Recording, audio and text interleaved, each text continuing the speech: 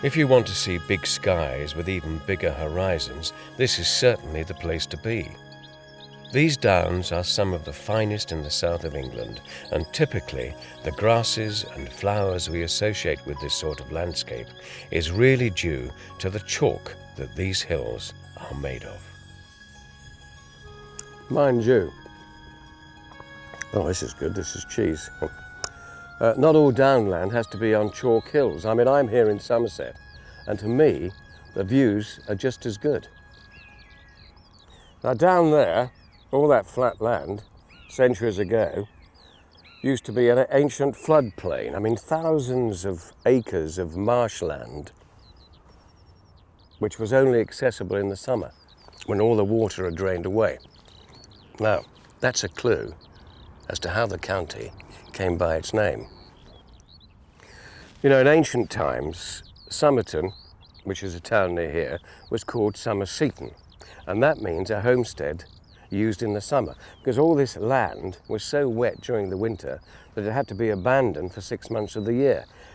Now, what the county was called, the books don't say, but it was only after the invasion that the Normans decided to take the name of the area, Somerseton, and use it with the entire shire. So, Somerseton became Somerset.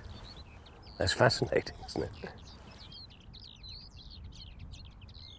Now, Somerset has some beautiful countryside, but so do all the other counties in the West Country.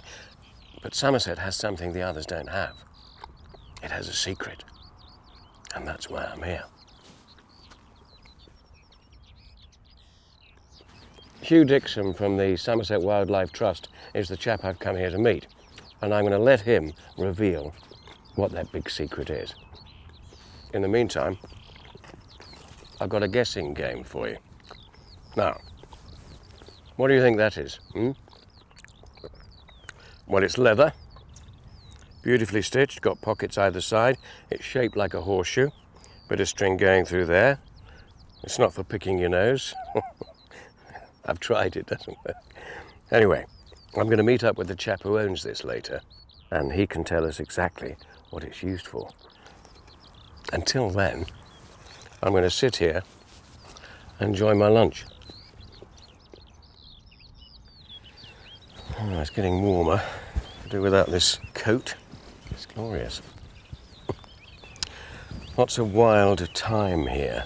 That reminds me. What was it? I know a bank whereon the wild thyme blows, where oxlips and the nodding violet grows. Shakespeare, Midsummer Night's Dream. Drama school. I played bottom, if you can believe that. Aye, that left pap, where heart doth hop.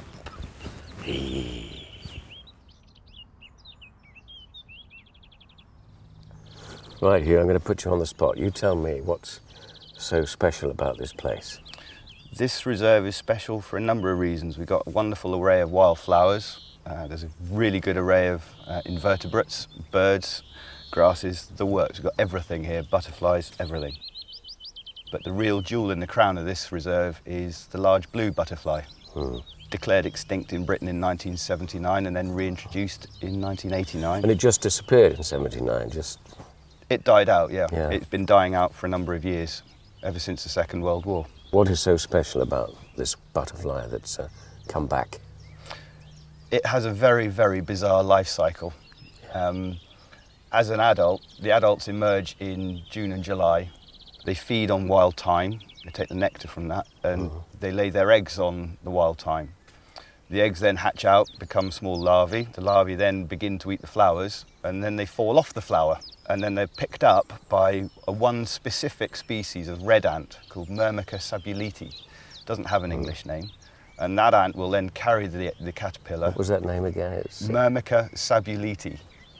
Very good. Try saying that after a couple of beers. That's the one, yeah, difficult. And then that ant will carry that caterpillar into its nest. But then the caterpillar, will then feed off the ant grubs within the nest and systematically eat its way through the nest. And then what happens? Eventually it's big enough to pupate within the nest and then emerge as an adult butterfly, pump its wings up and fly off and find some time. So when the large blue disappeared, people were saying we must have it back. We want this butterfly back. How do you bring a butterfly back? Well, first of all, you have to understand the ecology behind the butterfly. The basics were worked out and they found a colony over in Sweden. And they brought them over here and released over here. Now, sitting here, as we are, will I see a large blue if I stay here? The potential for seeing one today is very high indeed. Yeah. It's nice and sunny, it's warm, very little wind, yeah, ideal conditions. Right, let's go and have a look.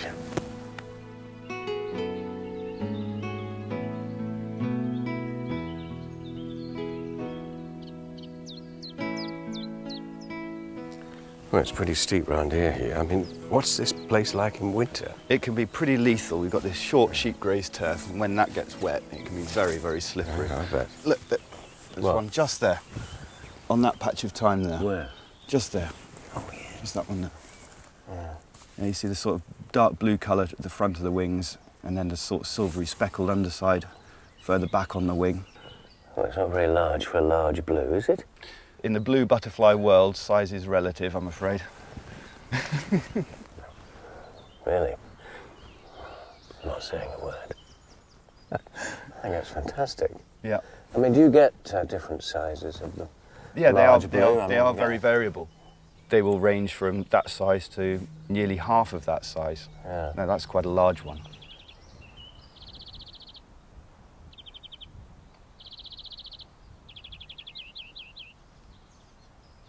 That's fantastic. I think it's fabulous. And we'll see lots more. That's right, yeah, Yeah. definitely.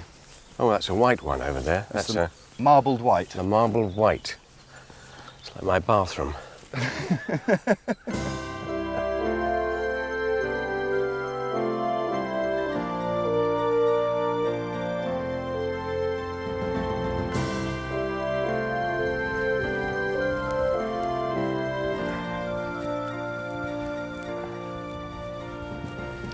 Now, Wiltshire may not have the large blue, but it does have some wonderful landscapes. These hills were once covered in trees, but by the middle of the 14th century, there were about 2 million people in England, and they owned about 8 million sheep. So the land was cleared for grazing. Everywhere you look, you can see that people have lived and worked here for centuries. There are plenty of signs. These shelves on the hills are called lynchets and are nearly always on south-facing slopes and can date from pre-Saxon to Roman. You can find them all over the West Country. Over there is the Wansdyke, believed to be built by the Saxons. This incredible example of ancient earthworks reaches from Bristol to Marlborough, a distance of about 60 miles.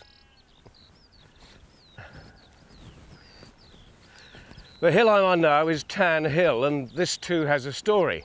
Because the hill was very close to the junction of several drove roads, they thought this was the perfect place for a stock fair, and that's exactly what happened. The first stock fair was recorded around 1499, and it was granted for the feast and morrow of St Anne's Day. To you and me, that's the 6th and 7th of August. And they continued these stock fairs right through till 1932. That's only 70 years ago. And then suddenly, they were disbanded. And all because, apparently, the wheeled vehicles of the day couldn't get up the hill. Why didn't they just get out and walk? People came here from miles around, and as well as the usual sheep and cattle, there were games and competitions and stalls and lots of other things. There are so many other indications that show centuries of occupation, especially from up here. For instance, over there, that is the site of an ancient fort. I'm not sure of the date of that, but you can still see the way the ground was built on all those hundreds of years ago. It's amazing. So here I am, surrounded by history.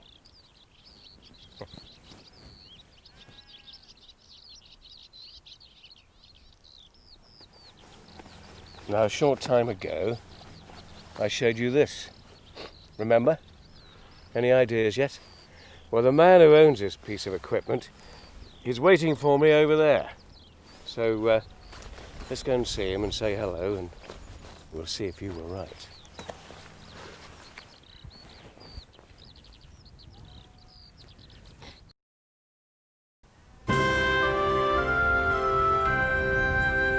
Hey, it's good to see you. Hello, Derek. Hey, nice to see How you. did you make it? Hey, what a lovely bird. Yeah, the Lanner Falcon. Is that going to fly today? Hopefully, yeah.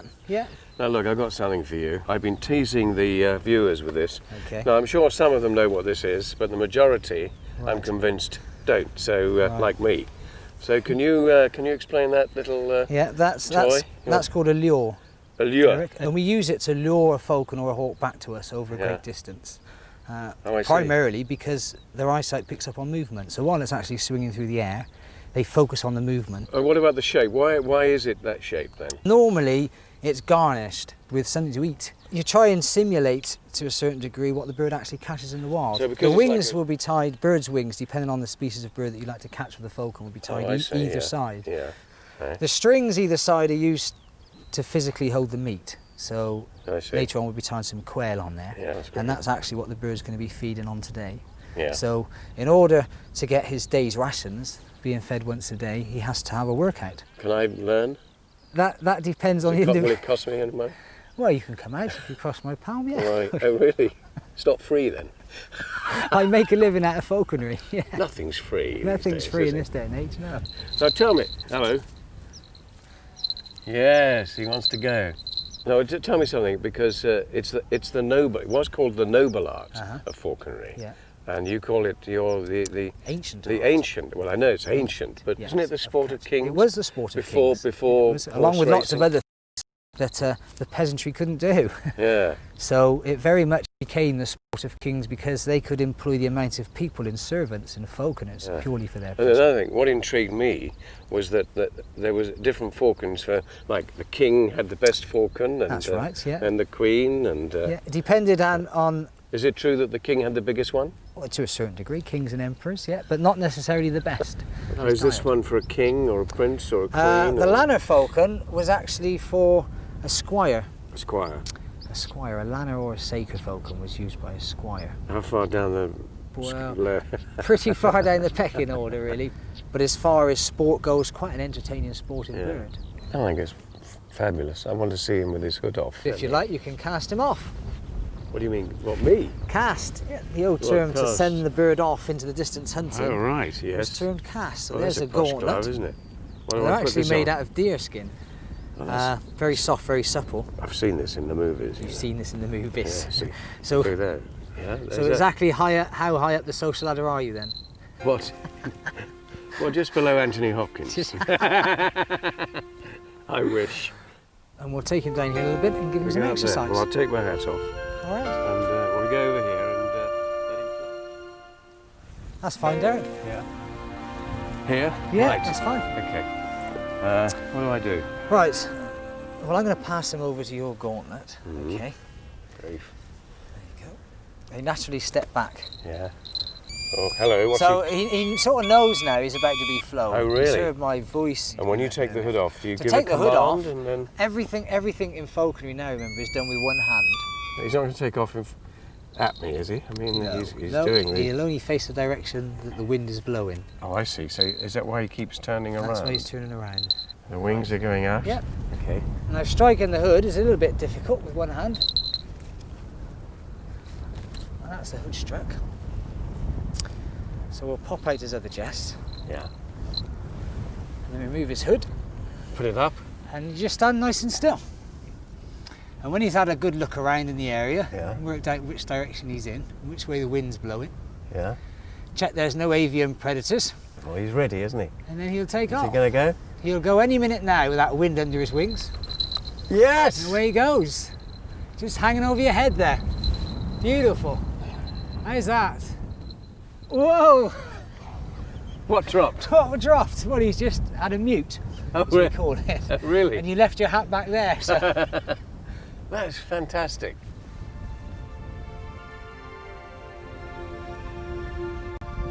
Okay, Get your lure out then. get the lure out.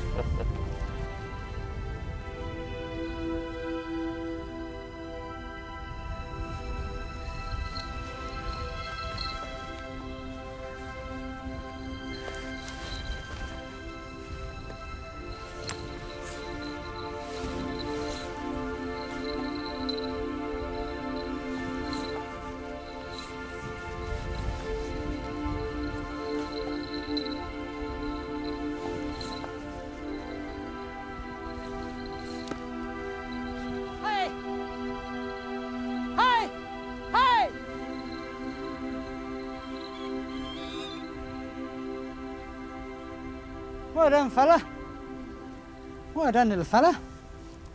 Very good. Very good. What you got? Oh, it was fantastic. A little bit of exercise. Beautiful. For both of us, really. Yeah, I know, yes. So, Well, what he's actually he's actually getting his full day's rations look at today. it. That was a stunning lift-off, wasn't it?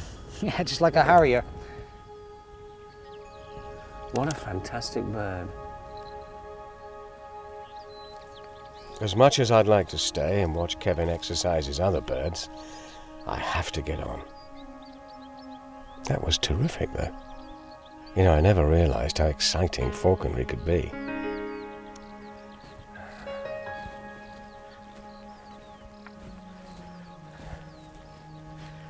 Right, I'm leaving the high ground behind me now and about to start heading downhill. Now, to do this, I shall be following this old drove road. Now, these drove roads had a huge impact on the countryside years ago, as we're just about to find out.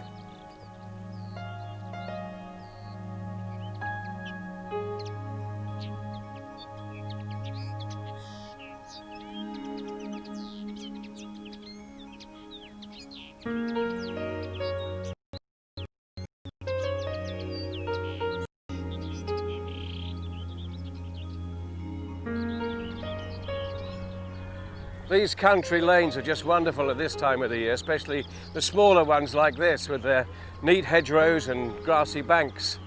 And you've still got to watch out for the traffic though.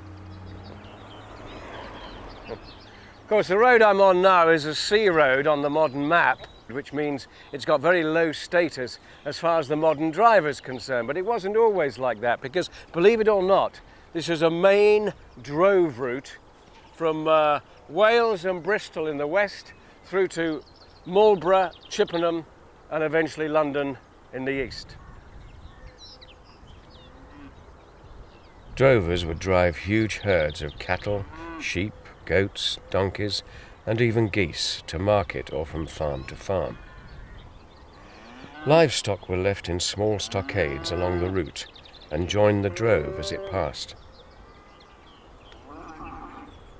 The movement of such a large amount of animals was a noisy affair to say the least, not just from the animals themselves but also from the drovers who used to whoop and holler and scream as they approached a farm or a village. Now this was a warning to the farmers to get hold of their livestock and hide it away, because if they got mixed up in the herd then it was very difficult to separate them again. This movement of 200 or 300 animals descending from the hills must have put the fear of God into most villagers, but for some farmers it was a nice little earner. And they used to put out signs to indicate that they were a drover-friendly farm and willing to provide food and water. And today you can still see those signs. And here they are. Larch, or they could also be Scots pines, were planted to indicate a drover-friendly farm. The trees were relatively quick growing, but tall enough to be seen from a distance and different enough in shape to stand out on the skyline. Well, it does beg the question though, what do they plant in Scotland? Welsh pines? No, no such thing. Irish pines? Porcupines? The drover had to be married and of good character in order to get a license to operate. They carried large sums of money. Banks soon sprung up along the routes because of the threat of robbery. One of these banks used the sign of a black ox to show that it was friendly to drovers. It eventually changed its sign to a black horse and is still in business today. These side roads here are always worth a look. They can lead you sometimes to some really delightful places. I'm sure a lot of people will agree with me that if we had to find the perfect English village, then Biddeston here in Wiltshire would come very close. Got lovely Cotswold stone cottages, large village green, and of course, the pond. A lot of villages on the old drove roads had ponds, but the interesting thing is that it wasn't the villagers that dug out and built the pond. The water was already here, and the village just sprung up around it, acting like a kind of service station for the drovers and for the livestock. And the village green was the pasture next to the water supply. So if anybody built a house in the middle of the pasture, they would go...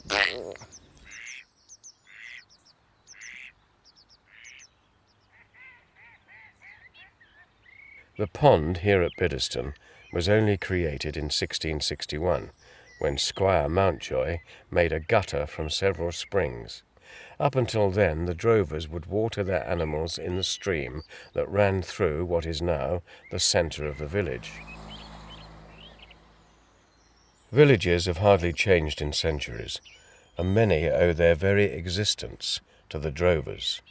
And if you follow an old drove route on the map, you will see villages dotted along it like a string of beads.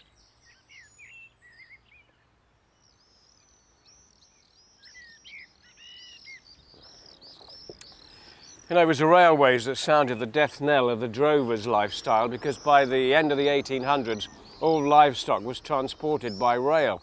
But the drovers left a legacy that will last a lifetime. Many of our main roads are old drove roads. Villages exist today that wouldn't have existed before. And most important of all, the village pub. Often copied, never equalled. And I can tell you, this village pub is fantastic. So, Biddeston, cheers. Fabulous.